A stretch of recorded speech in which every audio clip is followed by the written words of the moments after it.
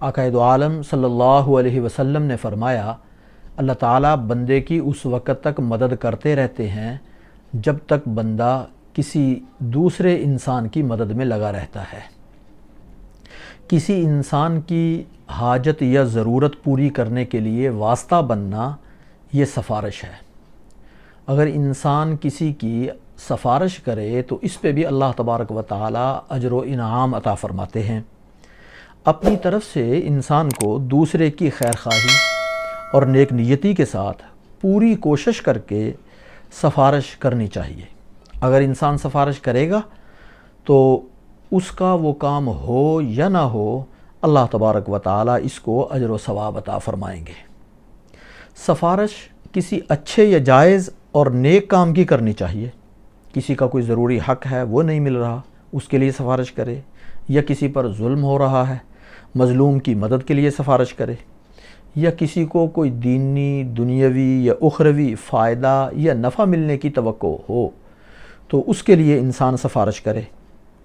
کسی گناہ کے کام میں کسی کی سفارش نہیں کرنی چاہیے، اور کسی پر ظلم ہو رہا ہو تو ظالم کی مدد کرنے کے لیے بھی ہرگز سفارش نہیں کرنی چاہیے۔ سفارش کرنے والے کو سچ بولنا چاہیے، جھوٹ سے بچنا چاہیے اور غلط بیانی سے بچنا چاہیے۔ کسی بھی قسم کے غلط بیانی سے یا کسی بھی قسم کی اس کی طرف غلط نسبت کرنے سے ہر انسان کو بچنا چاہیے۔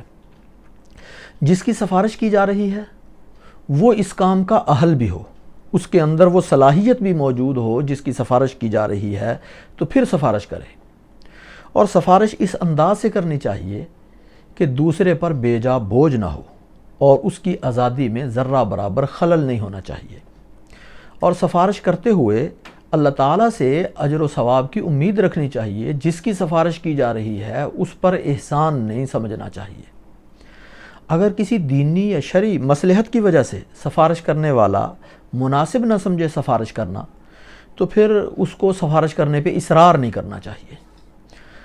اور جس کو سفارش کی گئی ہے وہ بھی دیکھے کہ اگر قانون میں گنجائش موجود ہے، ضابطے کی خلاف ورزی نہیں ہو رہی، کسی دوسرے کی حق تلفی نہیں ہو رہی، تو پھر اس کی سفارش کا لحاظ کر کے رعایت کرنی چاہیے۔ اور اگر سفارش کی وجہ سے کسی پر ظلم ہو رہا ہے، یا کسی کی حق تلفی ہو رہی ہے، یا کسی ضابطہ اور قانون کی خلاف ورزی ہو رہی ہے، یا کوئی گناہ کا کام کرنا پڑ رہا ہے، تو اس صورت میں اس کی سفارش کی وجہ سے کوئی کام نہیں کرنا چاہیے، اس سے اپنے آپ کو بچانا چاہیے۔ اگر انسان اس انداز سے سفارش کرنے والا سفارش کا خیال کرے، اور جس کو سفارش کی جا رہی ہے وہ بھی اس انداز سے اگر ان ساری باتوں کا خیال کرے، تو پھر سفارش کرنے پہ بھی اللہ کی طرف سے اجر ملے گا، اور سفارش کو سننے پر بھی اللہ کی طرف سے اجر ملے گا۔